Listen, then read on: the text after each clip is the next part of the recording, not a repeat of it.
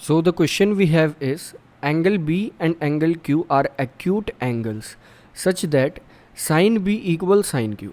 Then prove that angle B equal angle Q. अब हमें ये प्रूव करना है, लाइक हमें कहा गया है कि एंगल बी और एंगल क्यू एक्यूट एंगल हैं और हमें ये कहा गया है कि साइन बी और साइन क्यू ये दोनों इक्वल हैं। तो प्रूव ये करना है कि एंगल बी यानी कि ये वाला एंगल जो है वो इस वाले एंगल के इक्वल होगा, लेकिन इससे पहले हम दो राइट एंगल ट्रायंगल्स बना लेंगे कुछ इस तरह से, तभी हम प्रूव कर पाएंगे। और इसमें हमें क्या कहा गया, पहली इंपॉर्टेंट चीज़ हमें ये कही गई है कि साइन बी जो है वो इक्वल है साइन क्यू की। सो ये चीज़ हमें गिवन है। प्रूफ क्या करना है, angle B equal angle Q, ये चीज़ हमें प्रूफ करनी है। ये प्रूफ हम कैसे कर पाएंगे, हमें पता होना चाहिए कि हमें गिवन है कि ये दोनों जो रेशियोज़ है साइन बी और साइन क्यू ये इक्वल है इन दोनों ट्राइंगल्स में। साइन बी को अगर हम देखें तो वो क्या होगा, वो फ़िलहाल यहाँ पर होगा अपोजिट साइड। अपोजिट साइड इसका होगा A C divided by hypotenuse that is A B. ये इक्वल होना चाहिए पी आर जो कि इस ट्राइंगल दूसरे ट्राइंगल का अपोजिट साइड होगा divided by next P Q जो कि इसका हाइपोटेन्यूज होगा। साइन बी और साइन क्यू हमने यहाँ पे इक्वल पुट कर लिया, ये हमें गिवन है इनडायरेक्टली। अब एंगल हमें प्रूव करना है। तो अगर हम अपने ट्राइंगल्स वाले चैप्टर में जाएं तो अगर हम तीनों रेशियोज़ को आपस में इक्वल प्रूव कर देते हैं, लाइक यहाँ पर ये कहा गया है कि A C upon A B equal P R upon P Q, तो इसे थोड़ा सा मॉडिफाई करके लिख लें और हम लिख पाएंगे A C upon P R equal A B upon P Q, यानी कि A C upon P R equal A B upon P Q. ये दो साइड्स तो इक्वल आ रही हैं रेशियो इन दो साइड्स का, थर्ड साइड का और आ जाए that is this and this, तो हम इजीली ये प्रूव कर पाएंगे कि एंगल्स भी इक्वल होंगे क्योंकि सिमिलर हो जाएंगे। अब दो तरीके हैं इसके, एक तो बिना कुछ एज्यूम करे और दूसरा कुछ एज्यूम करके। तो पहले हम एज्यूम वाले मेथड से स्टार्ट करते हैं। लाइक हम एज्यूम कर लेते हैं कि हमारा जो ट्राइंगल है हमें साइड्स गिवन है। लाइक हम मान लेते हैं कि ये जो अपोजिट साइड है ये हमारी 4 है, ये 3 है और यहाँ पर पी आर में ये हमारा 8 है और ये वाली साइड हमारी 6 है। तो आप देख सकते हैं कि A C upon B C, और वी कैन से यहाँ पर हमें ये वाली साइड नहीं माननी है, तो हाइपोटेन्यूज गिवन है तो हाइपोटेन्यूज मानते हैं। ये हमारा 5 है और ये 10 है। तो एक तरह से अगर आप ए सी अपॉन ए बी यहाँ चेक करें तो वो आएगा आपका 4/5। एंड सिमिलरली अगर आप P R upon P Q check करें तो ये आ जाएगा आपका ये भी दैट इज़ 10 अपॉन और वी कैन से 8/10। तो ये कट होके हो जाएगा 4/5। तो यहाँ तक दोनों रेशियोज़ इक्वल आ रहे हैं। हमें प्रूव ये करना है कि जो थर्ड वाला रेशियो है that is B C upon R Q ये भी इक्वल आ जाए। ये भी इक्वल कैसे आएगा, अगर आप देखें यहाँ पर तो ए सी आपका पता है क्या है, आपका ए सी की जो वैल्यू है वो है 4, पी आर की जो वैल्यू है वो है 8, ए बी की जो वैल्यू है वो है यहाँ पर 5, पी क्यू की जो वैल्यू है वो है यहाँ पर 10। तो रेशियो अगर देखोगे तो 1/2 आएगा आपका।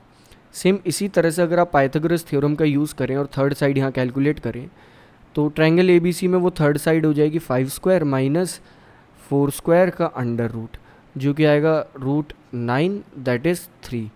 तो ये थर्ड साइड हो जाएगी यहाँ पे 3। एंड यहाँ पर भी ऐसे ही होगा लाइक 10² माइनस 8² जो कि आएगा √36 जिसकी वैल्यू आएगी 6, यानी कि दूसरे ट्रायंगल में भी 6। तो अब आप B C upon Q R करेंगे यहाँ पर that is B C upon Q R 3/6, ये भी आएगा 1/2।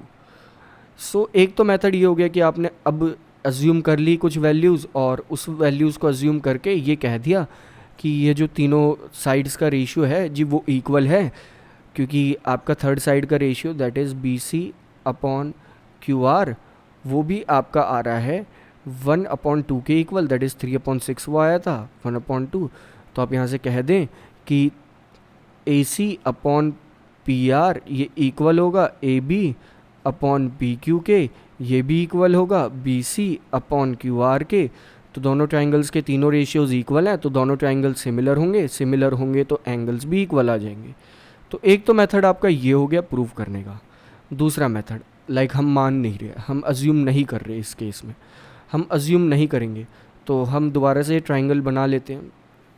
बिना अज्यूम करे हमें ये वाला क्वेश्चन करना है, तो दोबारा हमने ये दोनों ट्राइंगल्स फॉर्म कर लिए कुछ इस तरह से, और इसके बाद हम मार्क कर लेते हैं कि ए बी सी ये वाला हमारा triangle and P Q R ये दूसरा ट्राइंगल है।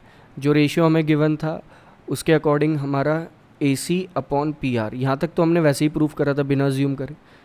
तो A C upon P R हमने इक्वल प्रूव करा था A B upon P Q के, कि A B upon P Q के, लाइक दिस।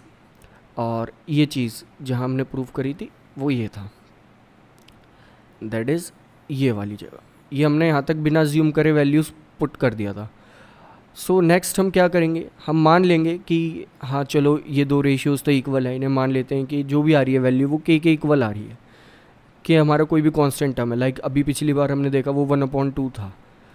तो अब हम यहाँ पे तीसरी रेशियो कैलकुलेट करते हैं। थर्ड रेशियो क्या हो जाएगी यहाँ पे, B C upon Q R, ये किसके इक्वल आती है रेशियो।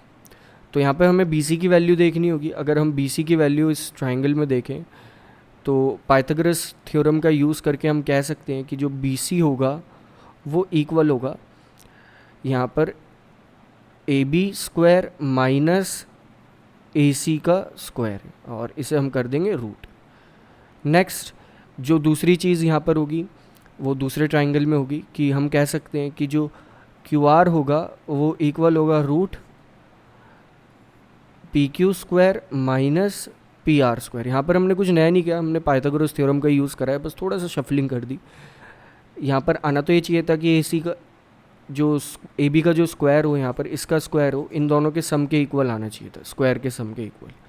यहाँ पे हमने बस इसे एक जगह रखा और इसे इसकी साइड शिफ्ट कर दिया, नेगेटिव आ गई और रूट कर दिया, तो ये इक्वेशंस हमारे पास आ जाएंगी। अब इन इक्वेशंस को हम डायरेक्टली यहाँ पर भी पुट कर सकते हैं, बी सी और यहाँ पर क्यू आर की जगह। तो जब हम बी सी और क्यू आर की जगह इन इक्वेशंस को यहाँ पर पुट करेंगे तो देख लेते हैं यहाँ पर क्या होगा। Next we will get root, that is root A B square minus A C square. ये तो हमारी फर्स्ट थिंग जो हमें यहाँ पे मिलेगी, डिवाइडेड बाय, किससे डिवाइड हो रहा होगा, दैट इज ये डिवाइड हो रहा होगा root P Q square minus P R square, ये चीज़ है हमारे पास। अब एक चीज़ हम कह सकते हैं कि जो इक्वेशन हमने यहाँ मानी हुई है, लाइक हमने कहा है कि